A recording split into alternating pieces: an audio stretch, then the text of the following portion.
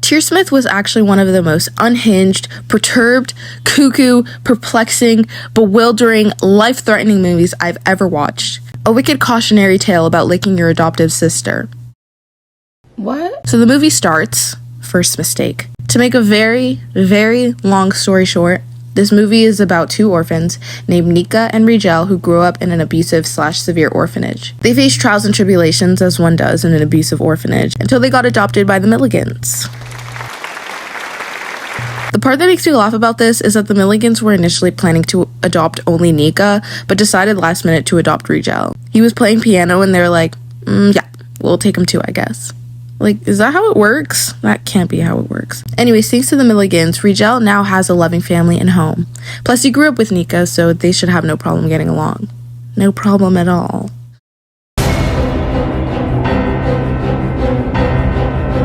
The first scene we get of them is Nika and Rigel settling into their new home. Nika comes into his room while he's barely decent, and she's like, I really want things to go well with our new parents, so act right. And he's like, if you knew what was best for you, you would stay away from me.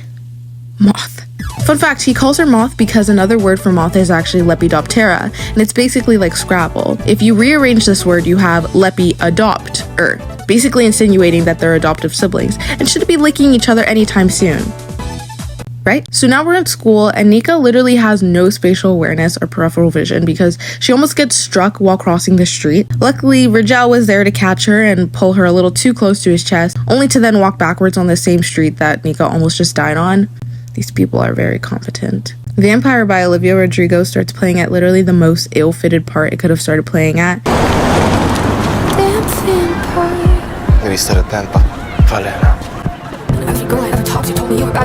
Nika's pretty quick to make friends. Like, literally as soon as she walks through the door, she already has 2 new friends. It's very impressive, and I'm happy for her. Meanwhile, Rigel has gone to a fight already. Like, it's 8 a.m. on the first day of school. You're running on a cheesesteak and 3 hours of sleep because nerves probably kept you up all night. Everything the teacher is saying is going through one ear and out the other, and yet Rigel still somehow has the energy for a morning tussle. For context, he was fighting the guy who said he was going to sleep with Nika in a week, which is truly a crazy thing to say, and we need to bring back inner thoughts. Anyways,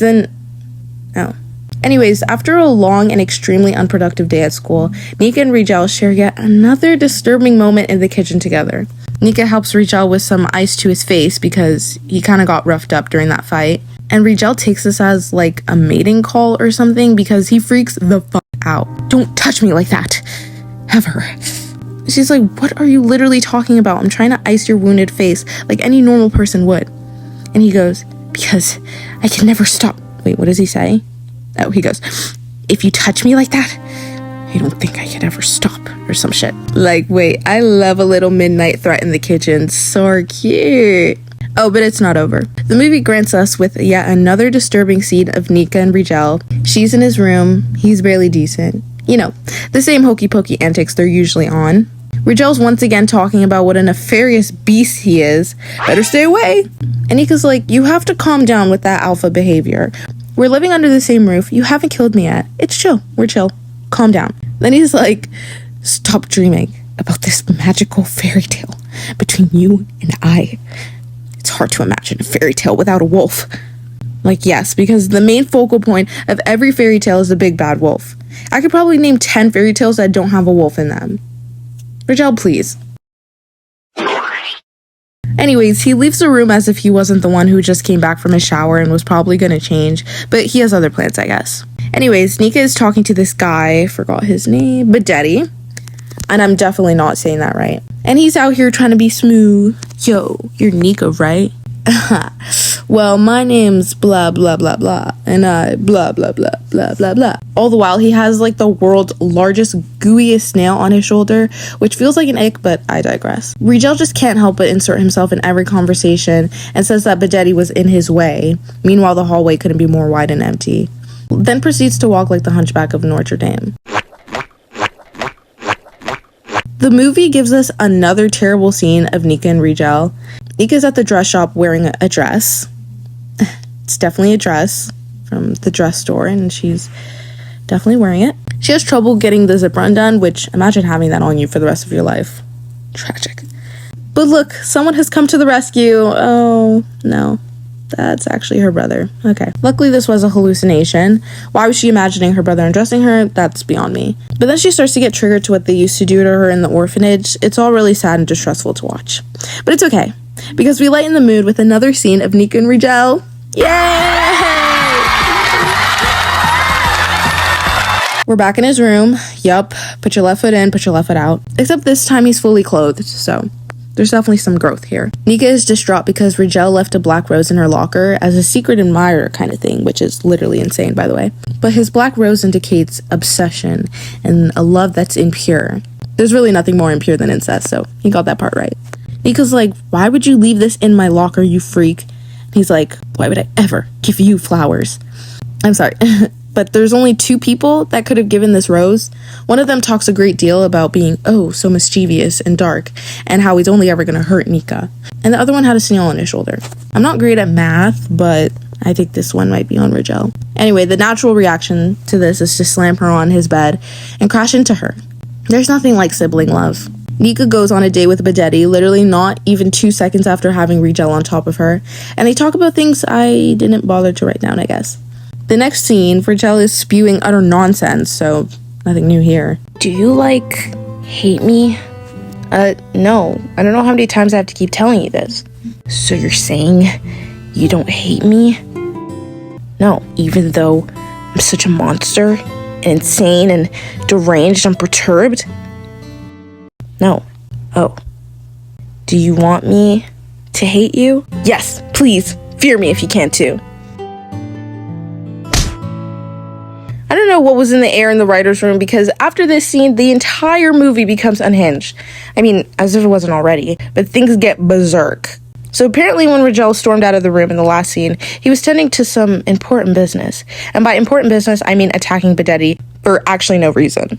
I'm not even just saying that, he did it for no reason, which I found hysterical, but Nika's not having it. She's like, WTF, you can't just assault my boyfriend in the middle of the night, you psycho. And here he goes, talking about some, you're my Tearsmith. As though he wasn't just telling her to back off of him in the last scene.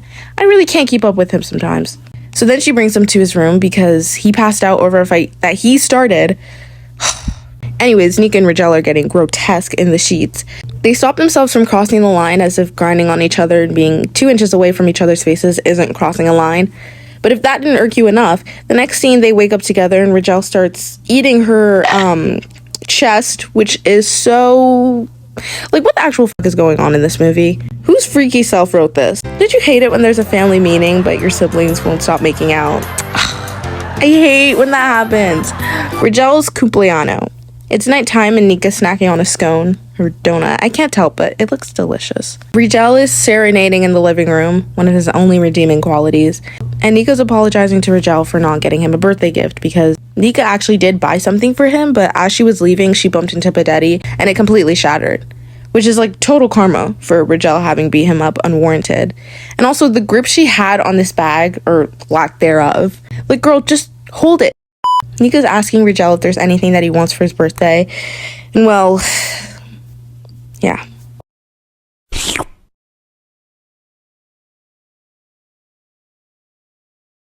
Anyways, then Badetti shows up at Nika's house all drenched because it's raining outside, and Nika's drenched because Rigel coated her in his saliva. Badetti might actually be the only coherent character at this point of the movie because he basically says what I've been saying this entire time. You and your brother have a very, very disturbing and demonic relationship.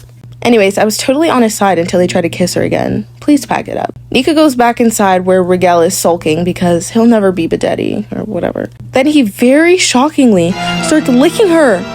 Oh my gosh, what? I never saw this before, but this is crazy. The masquerade party, Nika and Badetti reconcile after he confronted her in the last scene. His makeup looked really cool, and at least he had the decency to dress up. Unlike Mr. Bareface over here. Anyways, just when things were going fine between Nika and Badetti, he tries to essay her, which... If I had a nickel for every time the character I was rooting for tried to grape our main character completely unwarranted at the end of the movie, which serves the other guy's narrative, I'd have 2 nickels. Anyways, Rigel comes in and saves the day, and they kiss after her incredibly traumatic experience just 2 seconds ago. Hey, if I had a nickel for every time that happened in a movie, I'd have 2 nickels. Crazy. Nika and Rigel have a face-off with Bidetti on the bridge, and once again, he's taking the words right out of my mouth. What you guys are doing is gross, and you just have to stop, because it's really weird for us to have to watch, you know? Like, stop licking your sister. It's really weird. And you have to stop letting him lick you, okay? And if you don't stop, I'm gonna tell literally everyone, and you guys will be destroyed. Then he chases them off a bridge, which is very normal behavior. This scene took me the f*** out. Because they were pretty much outrunning Bidetti and his truck. Like, he really wasn't going that fast. Plus, I highly doubt he would have actually run them over, but it was hilarious regardless. Rigel fucking drowns.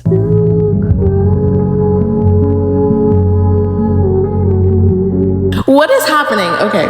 Nika and her fellow orphans win the case against the orphanage that abused them, so that's really great. Rigel's alive, everything's great, and then they have a child. Why? Why do all of these movies end with a baby? Regardless of their insane relationship, what about these two people scream responsible parental figures? Nika has a spatial awareness of a deer, and Rigel thinks he's Godzilla. I hate this movie. Yeah.